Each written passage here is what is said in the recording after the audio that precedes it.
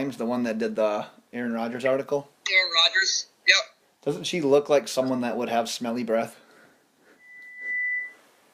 I don't even know if I've really seen her picture that closely. It's usually just a little Twitter bubble that I see it in. So I haven't actually seen her face like close enough to judge her stinky breath. I love it on Le Batard. They always do the looks like, and every once in a while she's on there, and I want to legit send in Mina Kimes looks like someone that constantly has smelly breath, but I feel like they wouldn't do it just to be nice to her. Yeah, you can really pick out people who have smelly breath, I think, just by looking at them. Absolutely. Well, since you're grilling and you just got your beer. Yes, I did. Let's get loaded.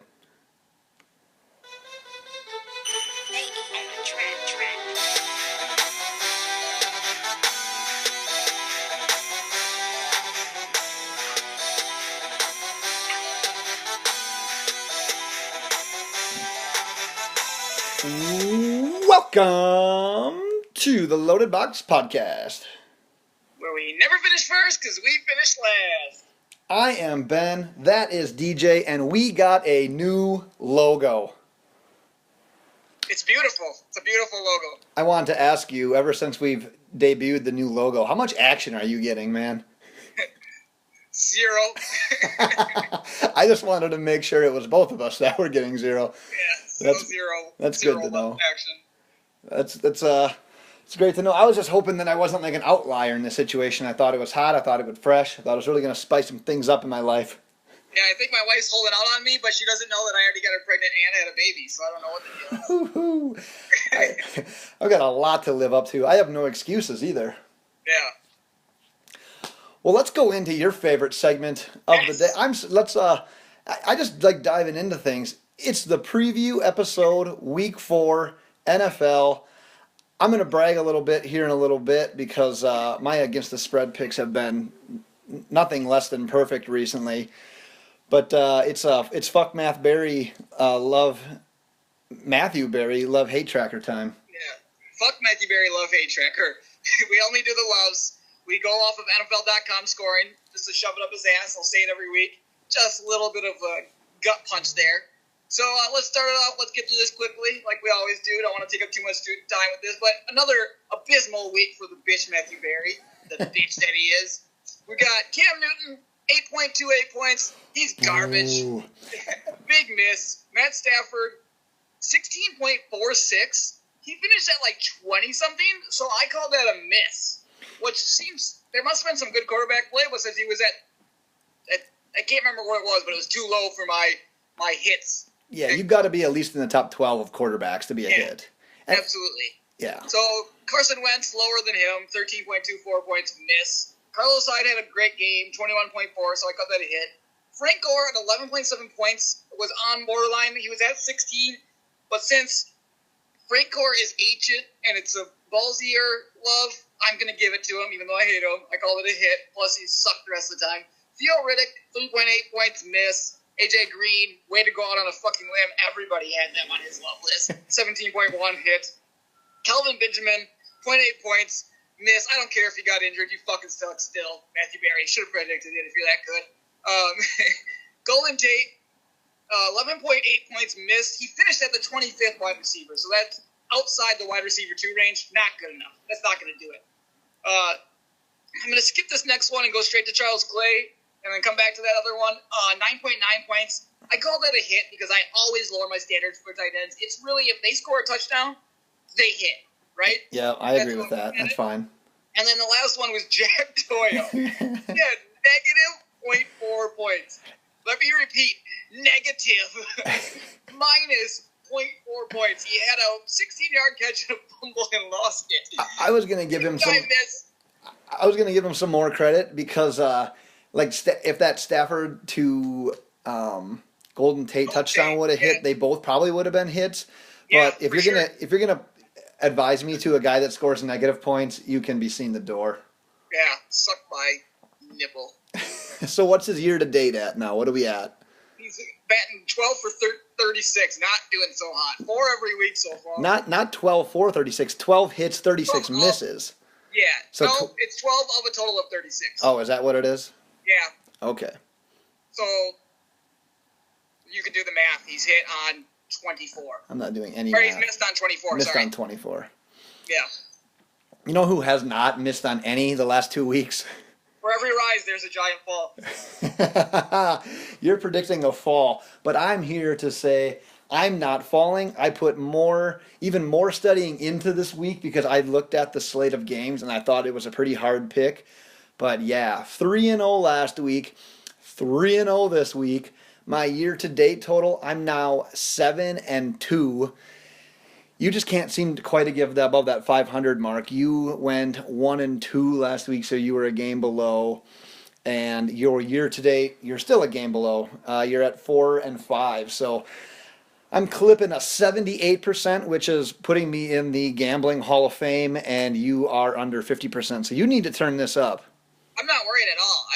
I will. I'm just trying to figure it out. And actually, I'm most excited about this slate of games. I think I've got a read on Vegas and a read on the teams, and I'm ready to play like I'm the house. Did you struggle to find games this week, or are you pretty confident in yours? No, I feel really good about the 4 bonus that I gained. So I feel really good. I didn't have much of a problem. It's like 3 of them jumped out to me right away. One was my bonus pick, but I made it my bonus pick because I'll tell you why when we get to it. All right. Well, my leadoff pick, so this will make me 7-0 once I hit it. I told you in our recap episode last week to bet every New England game over. I was somewhat joking, but then I saw the Carolina-New England line at 49, and if it's under 50, I'm going to hit it. What did I tell you last week? New England scored 56 once, and then they scored the 69. Nice. They scored two nices. Yeah. So Carolina's defense, that's the one big kind of the question mark in this whole thing. They gave up 6 total points the first 2 weeks to Buffalo and San Francisco, and then they played the Saints and gave up 34. So of Buffalo, San Francisco, and New England, New Orleans, of the Saints, Bills, and 49ers, who do the Patriots compare most to? It's clearly the Saints. So I'm pretty confident New England's going to continue to score. And New England's given up points. They've given up 42, 20, and 33. The 33 came against Houston and a rookie quarterback. And everyone that was bitching and complaining about Tom Brady, oh, he's washed, he's done, he had no touchdowns against the Chiefs. Who did that? Some idiots. I hate idiots. Lots of Twitter idiots. Last 2 weeks, Brady's got 8 touchdowns. He's not worried. Already back in the Hall of Fame. He's been in the Hall of Fame. He's already back in the MVP early talk. I mean, he's going to be the man. So you're looking at an over-under total of 49 here. I'm taking the over on that. Any thoughts? Agrees? Disagrees? I worry if Carolina can score. I don't think they can. I don't care that they're playing New England. They played the Saints last week and they were awful. So I worry that they won't score. That's one thing, but I was kind of worried about if Houston would score, and then Houston scored in the 30s against them. So, and I live by the fact that at some point Carolina has to break out. I'm not living by that yet here. I kind of jumped off that. I thought that would be this last Yeah, week. it should have been. We all got fooled by that. My next one, my second one here in our Pick 6 segment. I always forget to introduce the segment as well. Yes. Probably my most confident. I've got the Tennessee Titans -2 at Houston. Earlier in the year, I mean, it's still really early in the year, but it's hard to look at like trends about how teams are doing against the spread, over-unders, just because it is so early. But both these teams have been good against the line so far. Both are 2-1. When you think about Houston, I typically think about their defense. But actually, Tennessee is giving up less points and less rushing yards per game. And Houston only has that one win. And remember that win was a 13-9 absolute thriller on Thursday night against the Cincinnati Bengals. So the Titans beat Jacksonville, who's up and down. I'm not going to give that as a quality win yet. And then they beat up on Seattle, and their loss came to a good Raiders team. So as long as this line stays at a field goal or below, I'm hitting it. So as long as it's below 3.5, I'm going to continue to take the Titans here. This is another. I mean, it's Houston at home with a great defense, a team that made the playoffs based off of that defense. Deshaun Watson may not be improving. We don't know based off of the New England's defense. I guess you'll find out more in this game, but Tennessee isn't that good. I imagine this is close. I'm not touching it. Sometimes I wonder when I'm talking about these things if you're listening to me. What? Why? Because I just said you think about Houston having their good defense. Tennessee gives up less points than Houston, and they allow less rushing yards per game than Houston. I think Houston can make Tennessee one-dimensional is all I'm worried about. And if they're one-dimensional, and I think that's throwing the ball, you're in trouble. But at the same time, if Tennessee's defense plays even decent against Houston, like I said, Houston had that one offensive burst, and that was against New England. Very good I'm not defense. scared about it. This is my most confident one of the week. You can put it in your system already. Okay, I don't want to touch it, though. All right, so after that one, I'll be 8-0 over the last 3 weeks. And then the one that's going to make me go 9-0. I struggled with this one. It was hard for me to find 3 games, but the more I looked into this one, the more I became okay with it.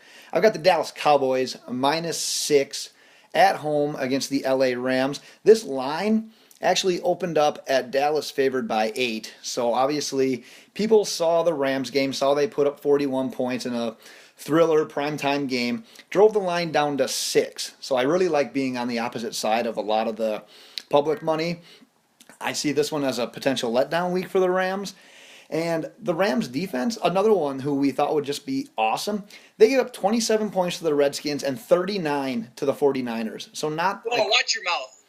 I'm sorry. I got to really tone it down here. I don't want anyone to be, I don't need anyone boycotting or kneeling while I am podcasting here. Yeah. The Cowboys offense hasn't really clicked yet this year, but I was surprised to see the Rams are allowing 140 yards per game on the run. It's time for Zeke to get back on track. He's probably into his week 3, week 4 diet by now, so he's going to shed a few of those inches. I'm going to be back on Dallas here. The one thing that's going against me in this one is the timing in between games. The Rams, since they played last Thursday, have a long week. Dallas, coming off of a Monday night game, has the short week. But I still like the Cowboys as long as that number stays under 7. This one I considered, but then I got a little more nervous because I actually think Jared Goff might be good, and this might be one of his biggest tests. I just kind of want to watch this game and enjoy it a little bit and see what happens in this game. I want to see if Jared Goff and Dak Prescott have a good battle. So I don't want to put money on this. I don't want to be on one side or the other. I just want to watch the show. It seems weird to be excited over a Rams game, but that offense, that trifecta. Weird, I think Jared Goff is good, and I think we're going to find out. We'll see. I mean, he can still play good. Dallas can win by 7. I'm 9-0. Let's hear yours to complete the pick 6. All right, plus a bonus. Oh, yes. Pick 7 today. Right away, I've got Pittsburgh -3 at Baltimore. This is kind of against what I say every week about Roethlisberger. I know everyone's going to be on Baltimore because of Roethlisberger's stigma, which is true on the road. The Roethlisberger on the road stigma, which is true. I think they're going to favor. Put I some think they're going to cheese on that burger. favor Le'Veon Bell, obviously, in this game because this is what they do on the road. Joe Flacco is one of the worst QBs in the league when under pressure. I heard this stat today. And Pittsburgh, he has like a 7 rating when under pressure. And Pittsburgh is one of the top 5 teams at pressuring the quarterback in the league. So I think you're going to see a Flacco similar to what you said. Flacco, I don't give a shit. What you saw in London. Does that mean we get more Ryan Mallett again this week? Is that going to be your bold prediction? I think your bold prediction could be you don't see Roethlisberger at quarterback this game. For another, you've seen another quarterback take a snap for the Steelers. Yeah, I mean, it could be. I am kind of with you on this one as well, as long as it's 3 or below. If it went to 3.5, I'd probably spin the other way on it or just not touch it. But yeah, for how crappy Baltimore's defense looked last week against the Jaguars team, it's like, I don't like that. And it's not that it's a short week, but it's a weird week for travel. So I think like Baltimore's kind of at a disadvantage in that sense as well. So as long as that number would stay at 3, I think I'd be on the Pittsburgh side. All right. New England, -9. We're both on New England different ways, but New England, -9. I love New England against the spread games. They win most of those. -9 doesn't scare me versus Carolina. Cam Newton's garbage. Tom Brady isn't. He's at home. New England wins this game by 1,000,000. Well, as long as they win by 1,000,000, I'm going to hit the over, so I'm totally fine with your prediction there. All right. That's all I have to say. I'm going back to this well. Miami +3 versus New Orleans. Another game. You sound like me. This is DJ talking, by the way, everyone. This is DJ. What? I'm just letting Yeah. everyone know it's you. Well, I think everybody's going to be on New Orleans, and Vegas knows it, and they're setting this line and baiting and hooking everybody. Miami's offense, I'm going to go off of what I said last week in week 2. Their week 2. Their offense hadn't totally gelled. I think you're going to see more gel out of that offense. I expect the running game to be better for Miami. I still think Ajayi's garbage, but not as garbage as what it showed last week. And I think everyone's going to be on New Orleans, which is fool's gold. I already said that. But they only beat a terrible Carolina team where Cam Newton couldn't do anything. So I expect different results in this game. I like Miami to even pull off the win here, +3. I love your confidence. This is a home game for Jay Ajayi. Yep, they're at home. He's from London. He's the first NFL player, to my knowledge anyways, that has his own emoji. Did you see that? This is an 8:30 in London, isn't it? Fuck. Yeah.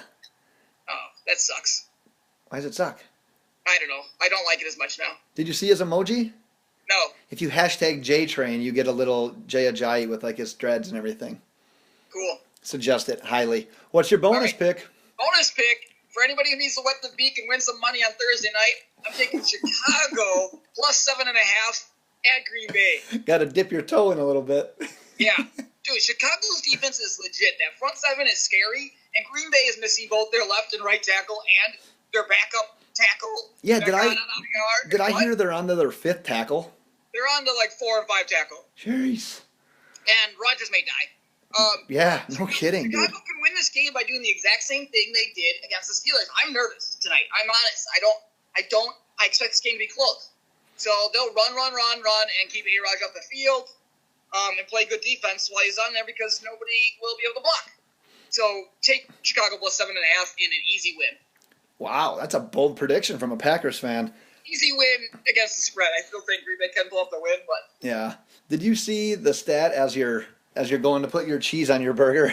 I got to flip the burger yet. DJ's grilling while podcasting, while taking care of a baby, while prepping for a Packers game. So And drinking beer. and drinking booze. So hats off to DJ. Hopefully you can hear me. I was going to say this morning I saw the stat that the all-time series between the Packers and Bears, and I think it's the longest running rivalry. I mean, in terms of total games, the rivalry is at a dead heat, and the total points between the two teams scored is like within 10 points. Yeah, it's going to stay close again after tonight, but I'm worried that they're not going to take the lead because they've been fighting to take this lead. It's been a long time, and I think this will be the game that Chicago pulls off to not let them fucking get the lead in that series. That just seems like such a crazy stat to be playing for that long and to have an equal amount of wins for each team. I think there was like 6 ties in there as well. So my bold prediction for Week 4 is a tie tonight. North Carolina and Duke have that kind of like same type of like record going on as well. In basketball? Mm-hmm. Yeah. Similar to that. Nice. Speaking of college basketball, what do you think about all that shit? A lot of people booked their tickets to hell. Yeah, how has Rick Paterno even lasted this long? He's going to be in prison for the rest of his life, right? Dude, he's just going to turn into full vampire mode and he's going to eat everyone. God, that guy is wild. See, this isn't even that bad. Whatever, like paying kids, like it's the hooker party that's really going to seal his fate. Yeah, but he's done so many bad things. He's just awful. What upsets me about this is, I mean, there's like 10 people or whatever the number is about people that are being, at least they have evidence against or whatever it is about like funneling money, doing grades. But like everyone is doing this. Like this is not just these people. So in order, if they're going to get punished, it's almost like they have to get punished because there will be like no further like, everyone's going to do it moving forward. Everyone's going to do the wrong things moving forward if these people aren't punished. So I get that, but for these people to be the only ones that are punished and then everyone else is just going to skate off willy-nilly, at least for the time being. Yeah. So last comment on this before we move on. But my favorite thing about this whole big scandal going on is everybody's going to forget about the North Carolina thing going on, and they're just going to get away scot-free. They are. You have to. It's going to be incredible. And Louisville's probably effed. Louisville was like a team that could legit contend in football and basketball, and now I think they already lost like 2 recruits for basketball this year. I don't even think they're going to have a college basketball team. Probably not. Nice. Well, let's dive into a little daily fantasy suggestions, people to avoid, random thoughts, questions. One of the quarterbacks that I'm going to suggest this week actually goes against your Dolphins pick. If you are going to spend a lot of your money on a quarterback this week, of all the people, I would use Drew Brees. He's $8,500. He's had over 20 fantasy points the last 2 games, and that last game was against the number 2 pass defense in Carolina. And Miami's technically 8th against the pass right now, but that's a skewed stat because they have only played 2 games. But from watching every snap that Byron Maxwell has played with the Dolphins and every snap of Xavier Howard's career, I know that those 2 are inconsistent right now, and Drew Brees is the type of quarterback that just can pick them apart. So I'm not opposed to going a little bit spendier at quarterback this week and taking Drew Brees. I guarantee you haven't seen every single snap. In their Dolphins career? Yes, absolutely. Well, I've seen the snap, but I probably haven't seen their exact coverage and everything. But to say I haven't seen every snap is asinine. During the snap as well. Come again? I bet there was one time you were like grabbing a burger or taking a pee during one snap as well. No. Have you ever watched me watch a Dolphins game? I guarantee it. I don't even lean back.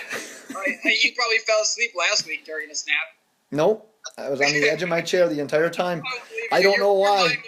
Your mind wasn't into that game. Oh, it was. That was the sad part. I missed so many good early games last week to watch the Dolphins score at the buzzer. Yeah. This is a question for you. Okay. Russell Wilson, $7,900, so really not all that much cheaper than Drew Brees. Going against Indianapolis, he is coming fresh off of a 33.5-point performance. Can he back this up? Do you remember that one time they made Green Bay look like the best pass rush in the league? Yes. Yeah, no, I don't believe in them at all. So what I have here, the Colts are 30th against the pads. And when Russell Wilson and the Seahawks struggle, like you said, it doesn't have to be a great line. But the Colts are not a dominant defense by any means. I think they have 6 sacks the entire year. They're 21st in the league. If there was a week for Russell Wilson to maybe kind of ride this hot hand, even though he scored a lot of those points, I don't want to call it garbage time, but it was like must-throw time in the fourth quarter. That's how he got to 4 touchdowns. But if there was a week for him to do it, this might be it. I can't believe in them with that offensive line. I can't do it. All right. My somewhat bargain quarterback would be Carson Palmer this week. He's $7,400 against the 49ers. Last week had almost 22 points against the Cowboys. So the 49ers last week, as we saw on Thursday Night Football, gave up 23.5 points to Goff, and that was with Todd Gurley going off for like the 3 touchdowns that he had. Palmer's issue right away was the interception. San Francisco has just one of those this year. And when we saw last week was kind of a resurgence of Larry Fitzgerald. And historically, when he goes off, he stacks games together. So if you're going to go with a bargain quarterback, I would probably suggest Carson Palmer this week. Sorry, I'm grilling. Keep talking. Oh, well, I'll give you a guy to avoid, and then you can weigh in on this one. My quarterback to avoid is Derek Carr at $7,900. They play at Denver. He's the 6th most expensive quarterback, and he only had 7 fantasy points last week against the Redskins. Crabtree, I didn't get to see his status today, but he was questionable. And the Denver cornerback duo is greater than the Redskins cornerback duo. So I think you can get better value here. So I'm not going to spend $7,900 on a guy like Derek Carr. I couldn't agree more on Derek Carr. He was also one of the lowest rated quarterbacks against good pass rushing defenses. So you can't touch him. You can't do it. Carson Palmer, I don't feel great about it, but it's like a bargain guy. I think that'd be my guy. He came in at like a 94 quarterback rating when he has a clean pocket. So if they can keep him clean, he actually plays lights out. Yeah. I learned a lot of things today. Nice. Yeah. I've got 3 running backs that I kind of have my eye on this week. I've got Dalvin Cook, 7,500 versus Detroit. Dude, touches. The guy is just getting touches. He's had 25 week 1, 14 week 2, and 32 last week. So I'm suggesting use him now before he hits that rookie wall that's inevitable to hit. He's just missed on 3 touchdowns alone this year that I've witnessed. So going up against Detroit just gave up 21 fantasy points to Devontae Freeman, over 100 yards on the ground. So Dalvin Cook, about to be super expensive, so get him now while he's still kind of a bargain. I didn't even notice Dalvin Cook on the list. I really like him this week. That's probably my favorite pick at running back. I've got a couple of running backs I like a little bit more that I'm kind of excited about. Dalvin Cook is a good option for the amount, the price that he's at. I went a guy that's a little bit less and one guy that's a lot more. Kind of sandwiched him in a little menage. But I can't really argue with it. But he's had a lot of good weeks in a row. Eventually he's going to come down, but. Yeah, it's a good week. I feel like it's such a good week for him. I don't know. I don't want to compare him to Devontae Freeman, but I feel like they can kind of play a similar role where they can both be effective out of the backfield. He's explosive. So he's explosive, and he's a guy that me and you liked preseason, and Mr. Lorenz was wrong on. So, like I said, dude, he's legit just missed like 3 long touchdowns. Wow. Yeah, he bursts. Like I wasn't even that ready for him to explode like that when he hits a hole. Right. What do you think? Nice. A little early, premature, but it's fine. Yeah, whatever. How about this for a bargain? DeMarco Murray is only $6,500 at Houston. Houston is 17th in fantasy points per game allowed to running backs. I know that Derrick Henry slightly got dinged up with, I think it was a quad or a hamstring last week. I just see Derrick Henry or DeMarco Murray. I see $6,500, and I see a bargain play with boom potential. I'm not the biggest fan of that. I like your Dalvin Cook pick much better. Just with the uncertainty still in the backfield, and Houston's defense is still good. I mean, 3 weeks in, they'll probably end up in the top 7 in that category, and just defensive categories in general. So I don't like it. It's my bargain pick. He's $6,500. You can spend that much on a good defense. Yeah, I don't like it. And I misspoke. I didn't have 3 that I recommended. I had 1 in my avoid list here. Yeah. Who actually is Devontae Freeman. He's $8,500 versus the Bills. The Bills are 8th in total defense in fantasy football, 7th against the run. Defense. Oh, absolutely, dude. One of my plays was potentially Buffalo or the under in against the spread picks, but I decided not to. But Freeman's been great so far this week. He had an okay week. He had 11 points, but then he's been over 20 the last 2 weeks. I think this is a good week for a regression for him. So at $8,500 as one of the most expensive running backs, I'm going to avoid Freeman this week against that stingy Buffalo defense.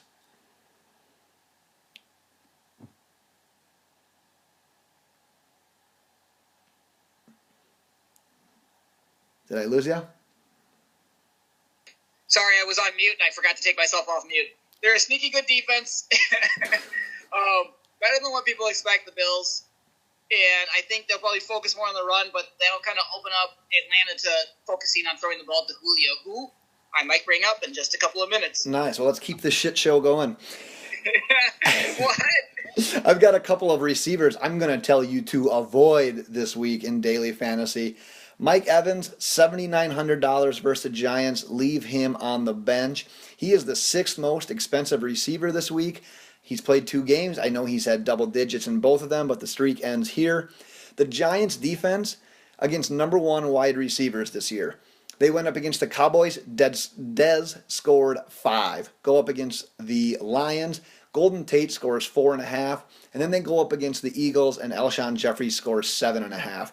And yeah, I know Mike Evans is a stud. If you have him in a normal, traditional league, you're not benching him in that. But when you have the options of every single wide receiver in the NFL in daily fantasy sports, I am telling you to avoid him this week.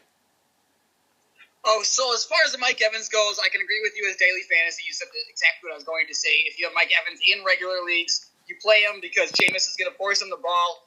Chances are he's still going to probably end up double digits. But It could be just barely. He might score a touchdown. He might have 100 yards, one or the other. But Jameis is going to get on the ball no matter what. This is what he's going to do every single week. Yeah. He's going to throw it to him. Yeah, it's because it's asinine not to. I mean, at that level. He threw the ball to him after Mike Evans yelled at him. In between like four guys at the end of the game one time at the end of it. And it got picked. Yeah. Well, along with avoiding Derek Carr, I'm here to tell you to avoid Amari Cooper and Michael Crabtree as well. They're both right around that $7,500 mark. Crab's questionable. I'm not going to use anyone in daily fantasy that's questionable anyways. And the things I would say about Amari Cooper are the same things that I talked about with Derek Carr. So I like Cooper. I'm not falling off of the bandwagon on him yet. I know there's a lot of negativity swirling around him with his drops, kind of lack of consistent production. He's dropped like 3 touchdowns this year. I'm not ready to give up on him yet, but this week isn't my week for him. No. Would you use him in your standard league still? Depending on who I have, I wouldn't use either one of them in my standard. I'm benching Crabtree for Devontae Parker this week. It's the Derek Carr thing I heard today, plus the fact that they've been struggling, or they struggled so much this last week against a physical defense. I can't imagine they're going to do much better against Denver. So, no, if you have a decent wide receiver, I don't think I'm playing them. I know, I'm in the same predicament because I bought a lot into Amari Cooper this year, so I've got some decisions coming up here this week. What are your thoughts on Stephon Diggs? He's only $7,200 still versus Detroit. Today they announced Sam Bradford's not playing, so we're looking at Case Keenum again. Yeah, I debated him, and I just couldn't pull the trigger because you can't just keep putting those up. Right. I think in daily fantasy he's going to be played in like 70% of leagues. So people are like, in daily fantasy, one of the keys is when a guy has a huge week, don't play him that next week because 60 to 70% of shitty DFS guys are going to play him. Absolutely. So it's like a must start. Stay away from him, in my opinion. Right. I mean, and grab guys that are good players that had a crappy week before, because like Travis Kelce had a shit week last week. People aren't going to touch him because of 1 week. It's like people just fall on this one game trend at times. So he's a great play for this week, I think. The thing with Diggs is I like him. I still don't want to say that I'm totally bought in onto that offense yet, even though I have no reason not to be. You do. Last year is the answer to that question. That's where the hesitation comes in, and then the whole like Case Keenum thing. People have been fooled by Case Keenum before. I remember he's kind of come in and thrown for over 300 yards, 3-4 touchdowns in a game, and you're like, oh my God, this guy might have it. And then he comes back the next week and throws 3 interceptions. Yeah. So, like you said, everyone's going to be on Diggs this week. Even at $7,200, I'm leaving him out. Another hypothetical here for you. Willie Snead back from suspension. He's only at $6,000. Are you going to use him as a bargain play, or would you? Not week 1. No. I'd like to see what he's at, how he's used this week. Ted Ginn's kind of worked his way into the offense right now, so I'd like to see how they use him. Maybe Drew Brees is mad at him. Who knows? He could be. It's a great theory. My only thoughts on this is if you did go expensive with Drew Brees, and then you could go expensive at running back as well, and then instead of using a guy like Michael Thomas, who would be expensive, you could stack Willie Snead with Drew Brees, and Snead's only costing you $6,000. Like I said, we have no idea what to expect out of him in his first week back, but it could be a sneaky boom pick, especially at $6,000. So, just wanted to get your thoughts on that. My pick for receiver this week, who I like, is Emmanuel Sanders. He's $6,900 versus the Raiders. Raiders are only 25th against the pass. Emmanuel Sanders has put up double-digit fantasy points the last 2 weeks. And there's something to be said about this Emmanuel Sanders and Trevor Siemian connection. Last 2 weeks, he's thrown the ball to Emmanuel Sanders 23 times, and including 15 last week alone. So there's definitely something going on there. He's a pretty sure-handed guy. He's been finding the end zone. And against that Raiders defense, like I said, he was only 25th in fantasy against the pass. That's my guy if he's going to be under $7,000. Hold on 1 sec. Sorry, I was looking at some of my players. So you like Emmanuel Sanders? I considered him and Demarius Thomas against that Oakland defense. in consideration. It's hard to pick between the two. I think It's kind of like a Cooper Crabtree situation, too. Yeah, I think they both could have big games. Yeah. It could be one where they both have good games, so you might not go wrong either way. Right. Or you might choose wrong. Yeah, which I will. If it involves your lineup, I'll choose right. Listeners, if it's for my own lineup, I will choose the wrong thing. There's not a doubt in my mind. Yeah. At tight end, Rob Gronkowski is $1,100 more than the second tight end. Would you consider using Rob Gronkowski this week? No. Simple as that, no. He doesn't. He just gets injured too much. The last two, he's basically scored 20 points each of the last 2 weeks, and he's been kind of like dinged up and everything. $1,100 is such a big jump, though, to that next guy.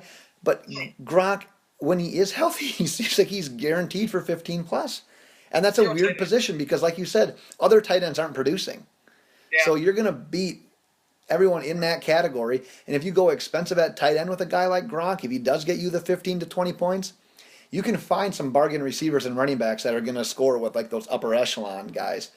So I just feel like in terms of like a guy at a position, Gronk at tight end is more of a sure thing in my mind than like any running back or any receiver at those positions. There's nothing about Gronk that's a sure thing. I'm sure he's piping right now. Well, that might be a sure thing. If you don't use Gronk, my bargain guy would be Evan Ingram. He's only 5,200 this week at Tampa. He's had at least 5 targets each game.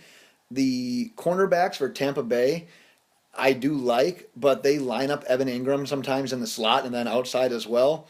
So Evan Ingram, who's a freak of an athlete and a big body against those small cornerbacks, I actually kind of like Ingram as a sneaky play, and I'm actually using him in a couple of standard leagues this week as well. Yeah, I said what I thought about Ingram. He looks like, I don't know, like a combination of Jimmy Graham, but almost even more athletic than he is. Big fan of him. It's just up to Eli to get him the ball. Yeah, that is kind of that's the risk you take with ever playing one of those Giants is the fact is the offense going to click or not. Like Odell's probably the only safe guy, but even in that sense, for how expensive he is, I just can't even justify playing him. Yeah. Yes, sir. What are you rolling with? So I did an entire lineup again, like I always do, but I feel like I love this lineup, so I don't want to give up too much. So I'm just going to highlight a few picks that I like, and I'm going to win a lot of money and not as the rest guys that I like. At quarterback position, this is the week that I went really cheap. Tyrod Taylor playing at Atlanta in what I think is going to be a high-scoring affair, and he's going to have to run around and throw the ball a lot. I love that. The rushing yards plus the combination of being able to throw for touchdowns and run it in and get a 6-point touchdown out of him. He runs one in this week. And I also threw Charles Clay as his stack because I don't trust any of those wide receivers, but Charles Clay is his most trusted target. So I'm throwing Charles Clay in there at $5,300. So $7,100 for Tyrod, Charles Clay for $5,300. Besides him, I love Travis Kelce, like I said. Jump on him if you have that type of room because people are not going to be using him this week. Yeah. I'm also a huge – do I want to give this one away or not? I'm a huge Leonard Fournette fan. I'm going to give it away anyways in my bold prediction. So $7,700, you're spending a lot on him, but I think you're going to get a lot out of him, and I'll get into that. So big on Leonard Fournette, and I'll give you one wide receiver. I'm going to give you Chris Hogan. All right, well, you already teased Julio, so now you're giving us Hogan, so you've given us 2. Oh, yeah, I did tease Julio. Shit. Forgot about that. Erase Julio from your mind. I'm giving you Chris Hogan. 6,900 versus Carolina. Continues to be the most trusted wide receiver for Tom Brady. Somehow gets wide open. And Brandon Cooks having that big game last week. Lots of guys. 7-11. What about your own theory there about using guys off of stud weeks? Everyone's going to use him. Isn't everyone going to use Hogan if he's under 7,000? Yeah, but he's just Julian Edelman. It doesn't fucking matter. He's got that trust and faith in him. It's Rob Gronkowski and Julian Edelman. All right. See, you're just a walking hypocrite today. You just got done ripping on Rob Gronkowski. You just got done telling people not to use people after stud weeks. Now I'm not going to sit here and tell you not to use Julio Jones after a big week or something like that. But Chris Hogan is consistently been Tom Brady's guy already this season, and he's consistently going to put that guys up because he shows trust in those guys. That's a whole different situation. I'm just trying to stir the pot, trying to see if I can get you to burn a burger. Yeah, I'll punch your... And burgers are ready, and I'm not going to eat them anytime soon at this rate. Do you have any other guys you want to talk about in daily, or should we go to some listener questions? I'll give... Yeah, I got one more. An entire defense, since I already talked about it. Pittsburgh's defense at 4,500. I thought you were going to give a kicker breakdown again this week. No, I thought about it, but I'm not doing it. Because we kind of give away some other things in that one. I'm going to leave that one just wide open so you guys can suck it. Pittsburgh defense, 4,500. As I said, Joe Flacco is garbage against a good pass rush. And Pittsburgh's one of the best at rushing the quarterback. So lots of points on the Pittsburgh D this week. And they're only 4,500, which is surprising after Baltimore's 7-point effort against the Jags last week. FanDuel, DraftKings, either way, trying to trick you by putting them right in the middle and making them unnoticeable. Right? Yeah. Listener questions? Yeah, let's go. Awesome. We'll rattle through some listener questions that we got. As always, if you have any that you want addressed on the podcast, we are found on Twitter at LoadedBox. The first one comes from StinkyGreenCheese.net. Stream the Green Bay Packers defense this week or stick with the Denver Broncos? Don't touch the Green Bay Packers defense. Go with Denver. Yeah, I think that I would be going with Denver as well. Like you said, they go against the Raiders. So, I mean, Carr and those guys can go off at any time, but like you mentioned, man, the Packers defense, while it's looked okay some weeks, there's still not a lot of faith in that. Is Perry playing tonight? No, Nick. Wait, hold on. I just got the inactives. Just got a notification, and now I got rid of it. Damn it. Hold on, I got it right here. I didn't think he was, and then Daniels too. You know, I didn't. He's not on this list. Daniels is out. That would be Nick Perry is in. Okay. Well, that's a good thing then, I guess, for that defense. But if you're going to have to make the switch here, I'm still sticking with Denver in my eyes. Yeah. I don't think I would go away from that. Yeah, Nick Perry does help with the pass rush, but their cornerbacks are still question mark, and I think that they might just run it down our throat tonight. Nice. Just like last week. It's going to be no passing yards, a lot of rushing yards for the Bears. What are your views on Deshaun Watson so far, both as an NFL quarterback and as a fantasy option? He had the perfect matchup in New England last week. Yeah. I still think he tries to make a decision to run before, without looking down the field a little bit too early. His feet are kind of everywhere. I on record as predicting him to be like Johnny Manziel, and I still think he's not going to be that good of a quarterback in the NFL. So if he gets a good matchup, the rushing yards and rushing TDs are nice because that's what he's kind of going to rely on as the rookie quarterback right now. Yeah. But eventually that goes away, and you have to prove you have to throw the ball because Cam that's Newton. what guys don't play against. Exactly. Cam Newton, yeah. It's Michael Vick, Colin Kaepernick. It goes on and on. So I Johnny Manziel. I don't like his future. Right. I'm not quite as dark on his future as you are. I don't like Watson right now as a fantasy play, but I probably like him now more than later. Like, if you're going to do it right now. Because they don't. Once you start to get tape on the guy, it's done. That is a great point because right now you're probably not going to get like a ton of the passing plays, but you're going to get a ton of the rushing yards and rushing touchdowns. All right, you talked me into it.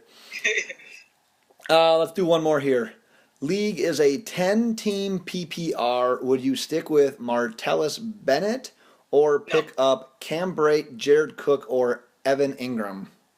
Martellus Bennett hasn't proved he can catch a ball yet. He's like fucking pissing me off. What's going on with him? Is it just... Are they not targeting him enough? Are they not designing plays to get him open? Is it the other receivers around him that are all hurt, so he is getting more attention? What is it? I don't know. He's lack of concentration. He's just like, I don't know. He's just not paying attention. I swear, he's getting the ball thrown to him, and he just keeps dropping it. Yeah, he's been pretty disappointing so far in my eyes. So what are you doing? Are you going to roll with him, or are you going to try to pick up one of those three guys? Those the Buccaneers and the Giants are actually facing each other, right? Yep. And then I've got Cook against the Broncos. Ooh, that's a tough one. If I had to take one of those three, I actually think Derek Carr might be using Cook a little bit more this year. And the best matchup he's going to have, there's that hiccup thing, right? Yeah, you got it, man. That was a good one, too. The best matchup that Derek Carr is going to have is Jared Cook against the Denver linebackers. So I might go Jared Cook in this one. I like that logic. Man, you've probably talked me into two of these today. I was actually leaning with Ingram for reasons said in the whole reason why I would use him as a bargain play in daily fantasy. But if you're going to end up streaming these guys, maybe you will want to go, since it's only a 10-team PPR, you might have more options available. So yeah, maybe you do cut Bennett this week and go with a guy like Cook. Because I was thinking for the long haul, maybe Evan Ingram would be better. But since it's only 10-team PPR, you're probably going to have a better quality list of free agent tight ends. So yeah, if you're looking at this week alone, I think I'm going to agree with DJ here. I think I'm going to go with Jared Cook. Oh yeah, I'm winning tonight. Bold prediction for week 4. Let's hear it. Leonard Fournette goes for 130 yards and 2 touchdowns as they smash the Jets to improve to 3-1. The Jaguars cannot go 3-1, but at the same token, the Jets can't have 2 wins already either. So I'm going to give you a bonus bold prediction. Just like tonight's Packers-Bears game ends in a tie, so does the Jaguars-Jets. Yeah, don't think so. My actual bold prediction is Phillip Rivers, look for a bounce-back week. Fantasy football owners are going to regret sitting him after his 0 touchdown performance last week. Yeah, I'm on board with that, 100%. I didn't want to give any numbers because I just want to do it. I just want to be able to say, yep, he bounced back. I don't need to be judged against anything. Last night he hit the club, but tonight he bounces back. Nice. Well, that's all we got. Thanks for listening. As always, tweet any questions you have at Loaded Box. If you're in the mood for hamburgers, go over to DJ's house. He just took them off the grill not too long ago. He lives, Provo? Sorry. But thanks for listening. Enjoy the new logo. Hope you're getting more action after it's been loaded than we are. And send us out. Bye.